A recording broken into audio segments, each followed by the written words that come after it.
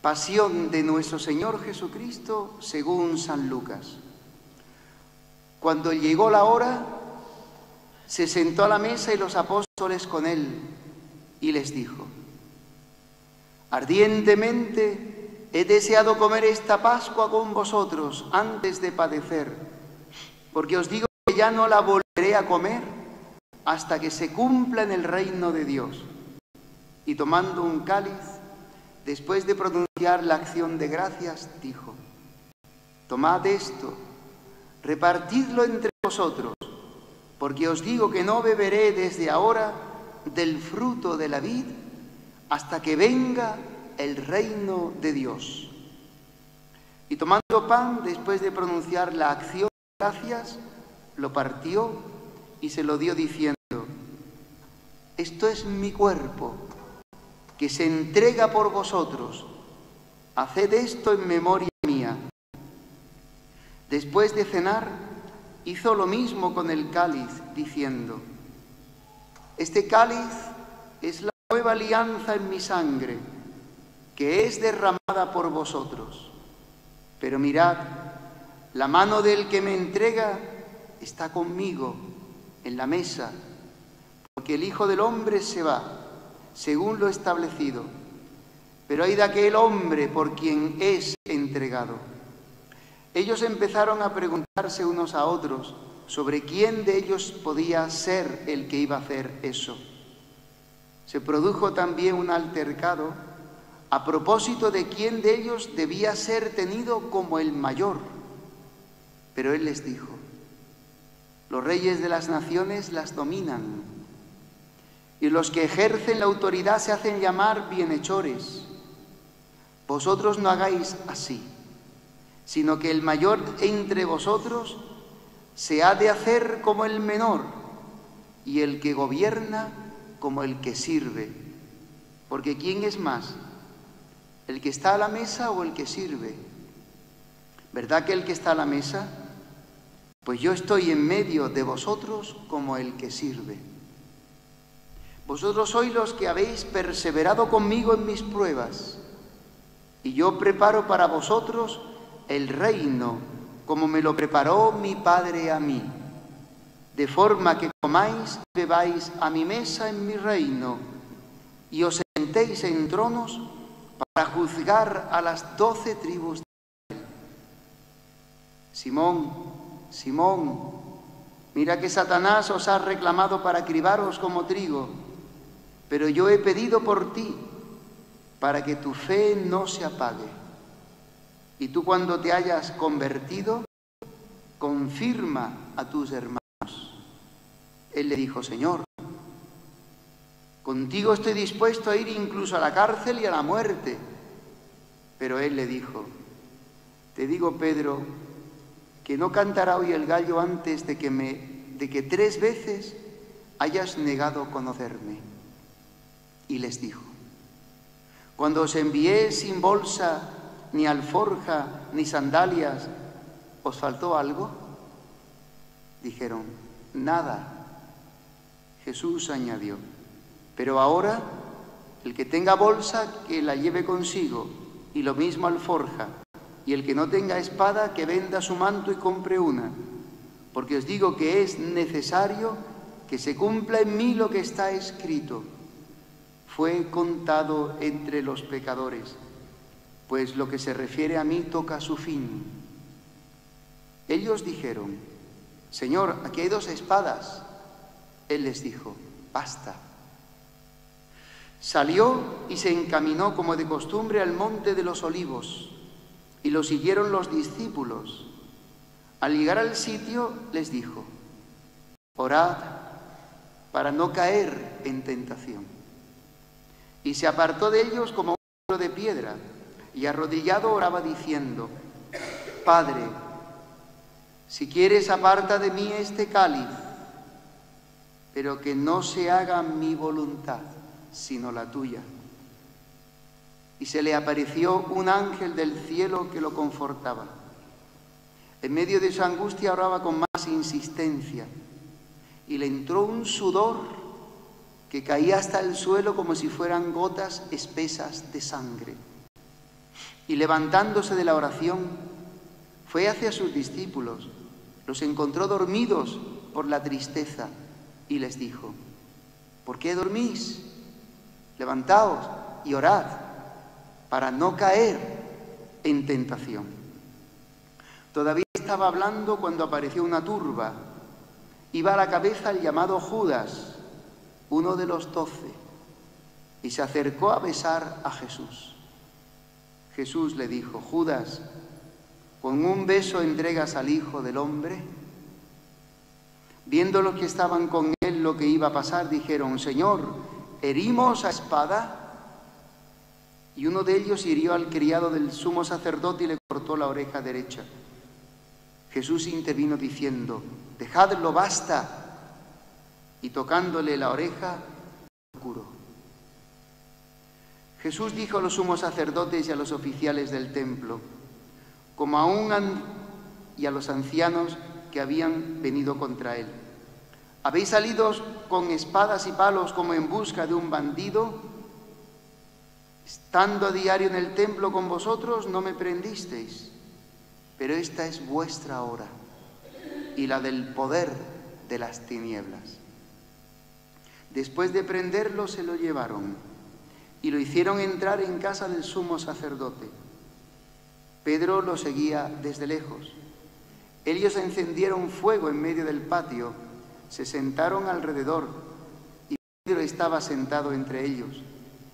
Al verlo una criada sentado junto a la lumbre, se lo quedó mirando y dijo: también este estaba con él.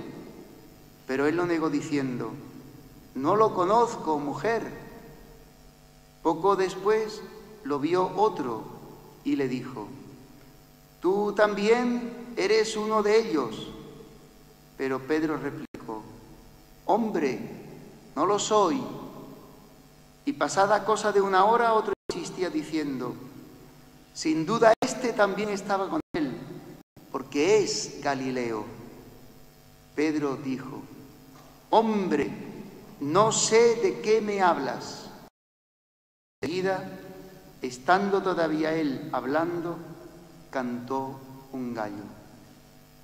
El Señor, volviéndose, le echó una mirada a Pedro. Y Pedro se acordó de la palabra que el Señor le había dicho: antes de que cante hoy el gallo, me negarás 3 veces. Y saliendo afuera, lloró amargamente. Y los hombres que tenían preso a Jesús se burlaban de él, dándole golpes, y tapándole la cara le preguntaban diciendo: haz de profeta, ¿quién te ha pegado? E insultándolo, proferían contra él otras muchas cosas. Cuando se hizo de día, se reunieron los ancianos del pueblo, con los jefes de los sacerdotes y los escribas. Lo condujeron ante su Sanedrín y le dijeron: si tú eres el Mesías, dínoslo. Él les dijo: si os lo digo, no lo vais a creer, y si os pregunto, no me vais a responder. Pero desde ahora el Hijo del Hombre estará sentado a la derecha del poder de Dios. Dijeron todos: entonces, ¿tú eres el Hijo de Dios? Él les dijo: vosotros lo decís, yo lo soy. Ellos dijeron: ¿qué necesidad tenemos ya de testigos? Nosotros mismos lo hemos visto, lo hemos oído de su boca. Y levantándose toda la asamblea, lo llevaron a presencia de Pilato. Y se pusieron a acusarlo diciendo: hemos encontrado que éste anda amotinando a nuestra nación y oponiéndose a que se paguen tributos al César, y diciendo que él es el Mesías Rey. Pilato le preguntó: ¿eres tú el Rey de los judíos? Él le responde: tú lo dices. Pilato dijo a los sumos sacerdotes y a la gente: no encuentro ninguna culpa en este hombre. Pero ellos insistían con más fuerza, diciendo: solivianta al pueblo enseñando por toda Judea, desde que comenzó en Galilea hasta llegar aquí. Pilato, al oírlo, preguntó si el hombre era Galileo, y al enterarse de que era de la jurisdicción de Herodes, que estaba precisamente en Jerusalén por aquellos días, se lo remitió. Herodes, al ver a Jesús, se puso muy contento, pues hacía bastante tiempo que deseaba verlo, porque oía hablar de él y esperaba verle hacer algún milagro. Le hacía muchas preguntas con abundante verborrea, pero él no respondió nada. Estaban allí los sumos sacerdotes y los escribas acusándolo con ahínco. Herodes, con sus soldados, lo trató con desprecio y después de burlarse de él, poniéndole una vestidura blanca, se lo remitió a Pilato.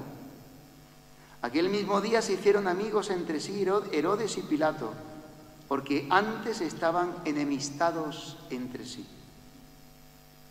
Pilato, después de convocar a los sumos sacerdotes, a los magistrados y al pueblo, les dijo: me habéis traído a este hombre como agitador del pueblo, y resulta que yo lo he interrogado delante de vosotros, y no he encontrado en este hombre ninguna de las culpas de que lo acusáis. Pero tampoco Herodes, porque nos lo ha devuelto. Ya veis que no ha hecho nada digno de muerte, así que le daré un escarmiento y lo soltaré. Ellos vociferaron en masa: quita de en medio a ese, suéltanos a Barrabás. Este había sido metido en la cárcel por una revuelta acaecida en la ciudad y un homicidio. Pilato volvió a dirigirle la palabra, queriendo soltar a Jesús, pero ellos seguían gritando: ¡crucifícalo! ¡Crucifícalo! Por tercera vez les dijo: pues qué mal ha hecho éste, no he encontrado en él ninguna culpa que merezca la muerte, así que le daré un escarmiento y lo soltaré. Pero ellos se le echaban encima, pidiendo a gritos que lo crucificara, e iba creciendo su griterío. Pilato entonces sentenció que se realizara lo que pedían. Soltó al que le reclamaban, al que había metido en la cárcel por revuelta y homicidio, y a Jesús se lo entregó a su voluntad. Mientras lo conducían, echaron mano a un cierto Simón de Cirene que volvía del campo, y le cargaron la cruz, para que la llevase detrás de Jesús. Lo siguió un gran gentío del pueblo y de mujeres que se golpeaban el pecho y lanzaban lamentos por él. Jesús se volvió hacia ellas y les dijo: hijas de Jerusalén, no lloréis por mí, llorad por vosotras y por vuestros hijos, porque mirad que vienen días en los que dirán: bienaventuradas las estériles y los vientres que no han dado a luz y los pechos que no han criado. Entonces empezarán a decirles a los montes: caed sobre nosotros, y a las colinas: cubridnos, porque si esto hacen con el leño verde, ¿qué harán con el seco? Conducían también a otros 2 malhechores para ajusticiarlos con él. Y cuando llegaron al lugar llamado La Calavera, lo crucificaron allí, a él y a los malhechores, uno a la derecha y otro a la izquierda. Jesús decía: Padre, perdónalos, porque no saben lo que hacen. Hicieron lotes con sus ropas y los echaron a suerte. El pueblo estaba mirando, pero los magistrados le hacían muecas diciendo: a otros ha salvado, que se salve a sí mismo, si Él es el Mesías de Dios, el elegido. Se burlaban de él también los soldados, que se acercaban y le ofrecían vinagre diciendo: si eres tú el rey de los judíos, sálvate a ti mismo. Había también por encima de él un letrero: este es el rey de los judíos. Uno de los malhechores crucificados lo insultaba diciendo: ¿no eres tú el Mesías? Sálvate a ti mismo y a nosotros. Pero el otro, respondiéndole e increpándolo, le decía: ¿ni siquiera temes tú a Dios, estando en la misma condena? Nosotros en verdad lo estamos justamente, porque recibimos el justo pago de lo que hicimos. En cambio, este no ha hecho nada malo. Y decía: Jesús, acuérdate de mí cuando llegues a tu reino. Jesús le dijo: en verdad te digo, hoy estarás conmigo en el paraíso. Era ya como la hora sexta, y vinieron las tinieblas sobre toda la tierra hasta la hora nona, porque se oscureció el sol. El velo del templo se rasgó por medio, y Jesús, clamando con voz potente, dijo: Padre, a tus manos espíritu. Y dicho esto, expiró.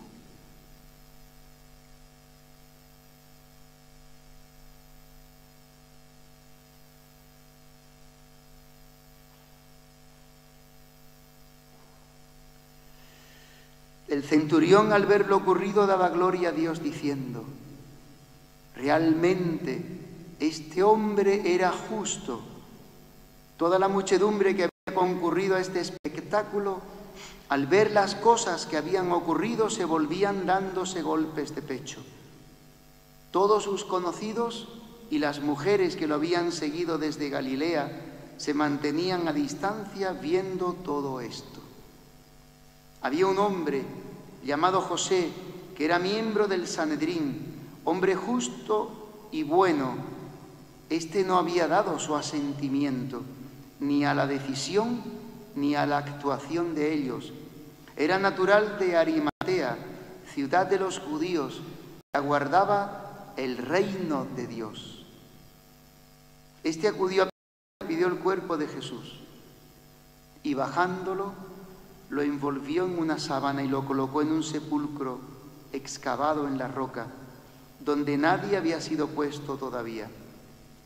Era el día de la preparación y estaba ya para empezar el sábado. Las mujeres que lo habían acompañado desde Galilea lo siguieron y vieron el sepulcro y cómo había sido colocado su cuerpo. Al regresar, prepararon aromas y mirra, y el sábado descansaron de acuerdo con el precepto. Palabra del Señor. Gloria a ti, Señor Jesús.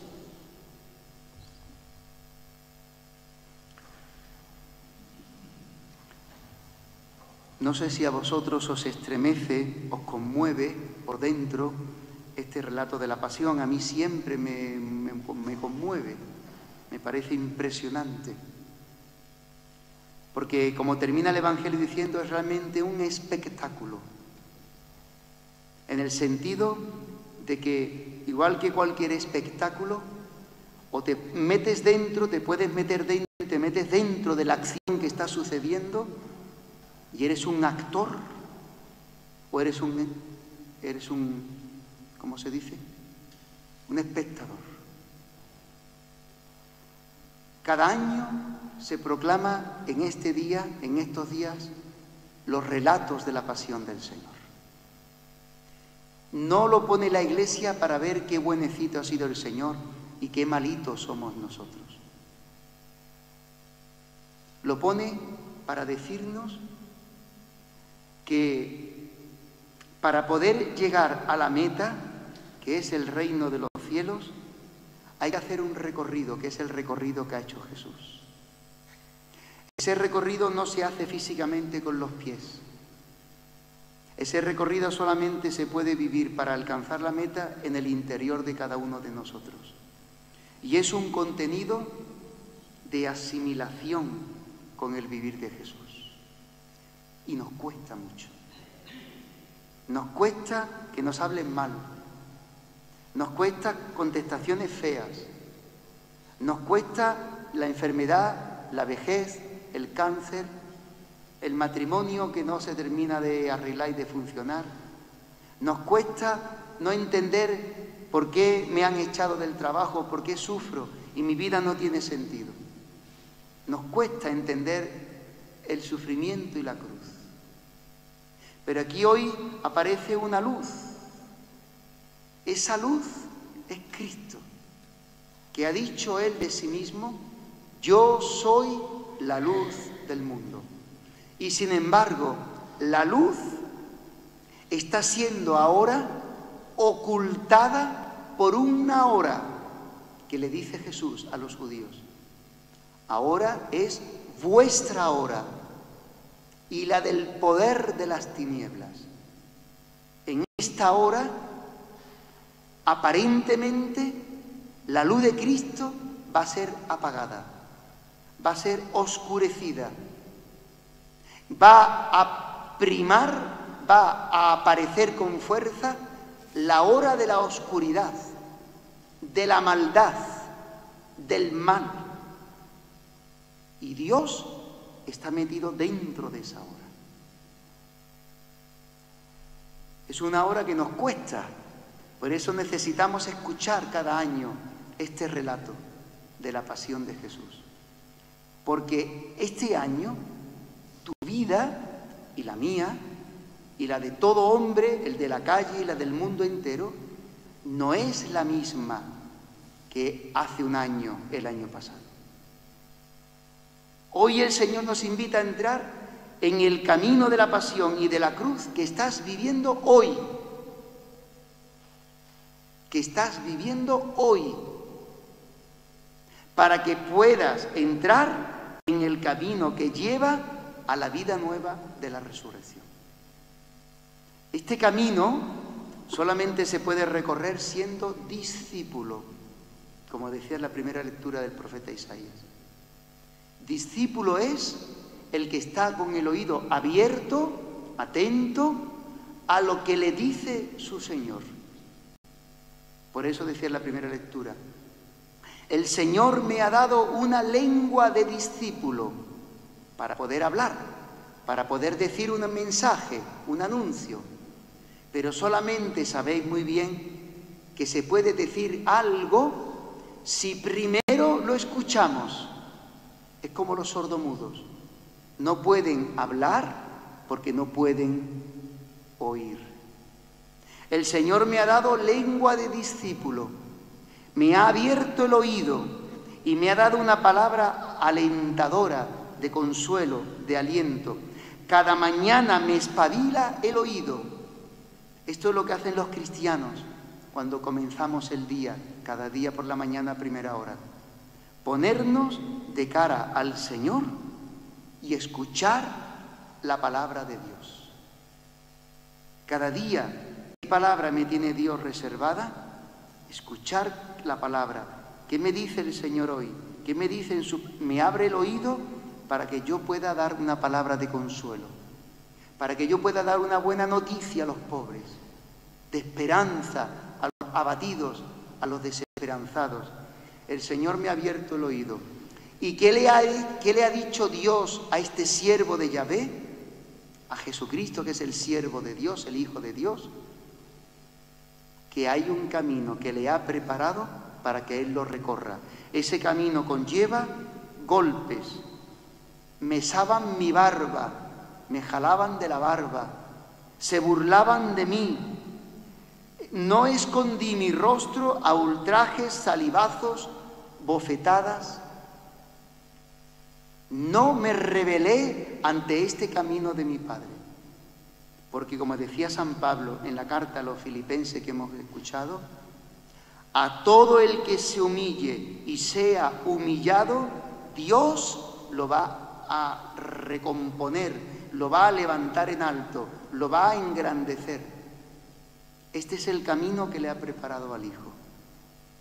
Y Él, como hemos escuchado, atentamente, silenciosamente, devotamente en la pasión, este es el camino que Jesús ha vivido y por el cual el que se humilló, obediente hasta la muerte y muerte de cruz, como decía San Pablo, Dios lo ha colocado en lo más alto y lo ha rehabilitado y le ha dado el nombre más grande que existe en el universo y en la creación, el nombre de Dios, porque Él es el Hijo de Dios.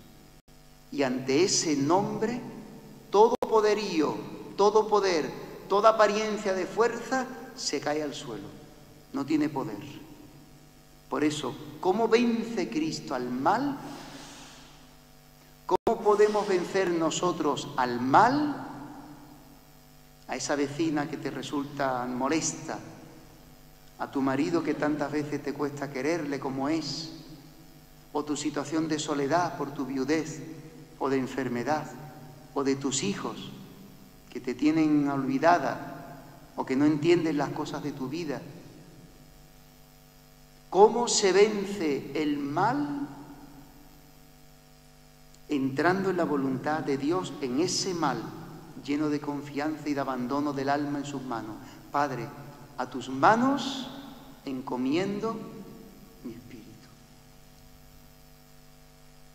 Te dirán, haces el tonto, y termino. Es un tonto, porque al mal hay que responder con puños o con diente. No te dejes tal cosa que te hagan. Ese no es el camino de Jesucristo. Por eso, insisto, nos cuesta tanto trabajo entrar ahí, porque no es nuestro camino ese, es el de Jesucristo. Por eso pidámosle al Señor, al contemplar la pasión, no seas tonto cuando tú no te resistes al mal o devuelves al mal con el bien. Muestras el amor de tu corazón, que es capaz de amar al enemigo y al que te hace daño y no hacerle daño tú a él. Ese amor es más fuerte que el mal que te están haciendo, aunque te maten. Esas son las vidas de los mártires que han triunfado ya y están triunfantes en la gloria. Pidámosle al Señor que nos abra cada mañana el oído, que arranque de nuestras raíces del corazón las raíces de soberbia, de orgullo, de amor propio, de envidia, de prepotencia, de avaricia, de justicieros, que nos dé espíritu de humildad. Aprended de mí, que soy manso y humilde de corazón, y encontraréis vuestro descanso, nos dice el Señor. Pidámosle al Señor que nos abra cada mañana el oído, que no nos rebelemos a los planes que Él tiene cada día con nosotros y que con espíritu de humildad y de abandono estemos dispuestos a hacer la voluntad de Dios.